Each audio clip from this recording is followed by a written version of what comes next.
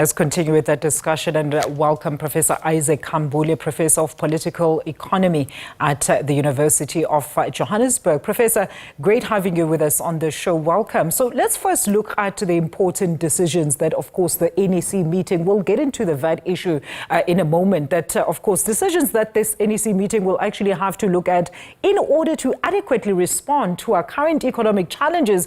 And I mean, the stalemate on the approval then of the budget, as you've just heard, is one that is currently worrying everyone. I suppose investors will also be worried because the ANC is saying they're very confident that the budget will pass come Wednesday. Meanwhile, the DA says it will not pass. What are your views? Definitely, I think the ANC is facing a catch-22 moment, and it remains to be seen as to how they are going to resolve this current impasse, because we know that the DA is saying that it is not going to vote for this particular budget, especially given that the ANC refused to give in to some of the DA's proposals, such as doing away with the expropriation bill, and as well as the NHI Act, and as well as many other policies that are considered to be progressive in the country.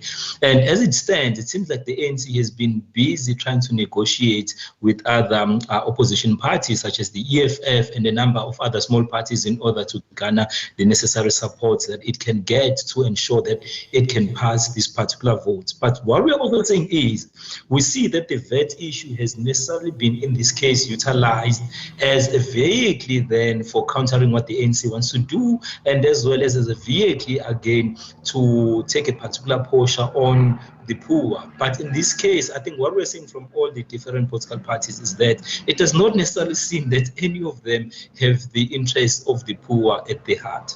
And all of this, of course, Professor, is taking time at a place where we are still trying to figure out really how we're going to try and, of course, work out our current issues or tensions between the United States. So what are some of the potential ramifications should, of course, Wednesday come and then we still do not have a budget? I mean, you definitely touched on one of the key things. As we understand, much of the policies that are also suggested by the DA are policies that are being suggested internationally by your World Bank. I mean, recently they came out and said South Africa needs to relook at their BEE laws because they are hindering investment. And we also see some of the surveys that have been released by the IMF.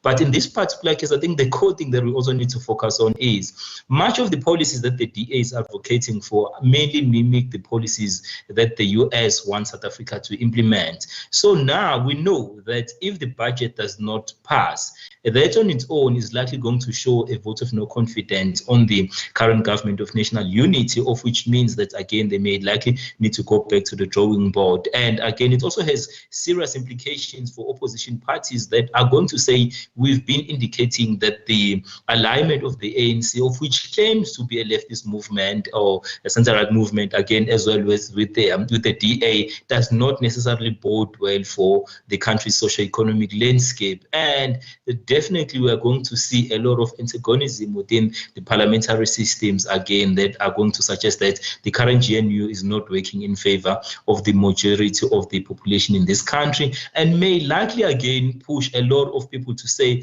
possibly we need to call for earlier elections to see if there's going to be a clear winner in this time around rather than the current GNU. And again, we've also seen parties such as the EFF saying that they're happy to support the ANC provided that the DA is not part of the GNU. So some of these core issues, again, are really going to prompt a number of discussions. And one of them is, how do we then ensure that we can have an earlier election if we cannot pass a budget based on the current government of national unity that we currently have? And again, as indicated, issues of the international landscape between the trade issues between South Africa and the US. One of the key things that we must also understand is some of these issues have been mainly used as a smoke screen for some of the policy changes that they want to see in South Africa, and as well as for punishing South Africa for taking Israel to the ICJ. So what we see now, again, is a stance from the DA that is likely to polarize the current issues that we are facing in South Africa. And at this point, it is unclear, again, as to where the ANC is going to get the vote to try and pass this budget. Very interesting that now this is being used to polarize, as you say, Professor, their current position and stance as well. I mean, I'm sure you heard preceding our interview there, Minister Ronald Damula, I suppose in his capacity as the NEC member there in Boksburg, saying that the DA cannot simply just change the constitution. So we are still in for quite a long haul. And one wonders then, if we do, as you suggested, have to go back to those elections, what are some of the conditions that are going to be stipulated around that? But look, South Africa has been on the spotlight recently, and one wonders then how, Professor, investor confidence will respond to the outcome of this debate and ultimately steps that are taken by government going forward. So let's talk about that. Already we are hearing reports that the rand is starting to dip because of this current impasse.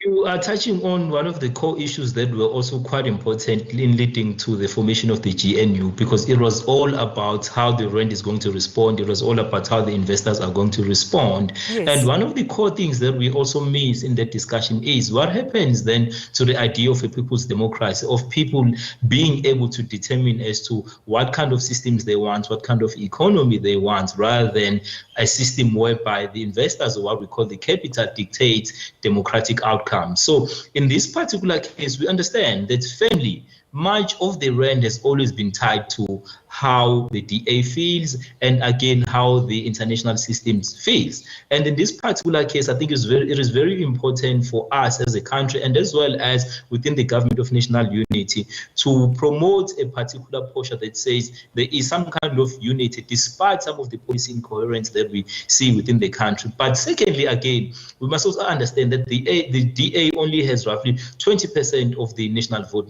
and the ANC has doubled that number. So in what likely happens is the ANC is likely, again, as we've seen, to take a front posture in terms of the country's foreign policy, of which the DA has also been trying to lobby in terms of, but it does not necessarily have the numbers to do so. But investor confidence, again, we definitely need to decouple the idea of South Africa's rand being tied to one political party, rather than being tied to some of the core issues that we are facing in the country, and as well as adopting policies that are going to ensure that you address issues of the triple challenges, and as well as ensure that redress is met within this particular country. Absolutely, and at the core of that, and critical, Professor, is of course the vital delivery of critical services to the people, of which cannot happen if we have certain parties that are warring at such a high level. Professor, we really appreciate your input this afternoon. That is Professor Isaac Khambule. He is a political economist on the ANC NEC. That is concluding today with much expectation, of course, on the way forward regarding specifically the budget that hopefully should be passed, as we are understanding, by Wednesday.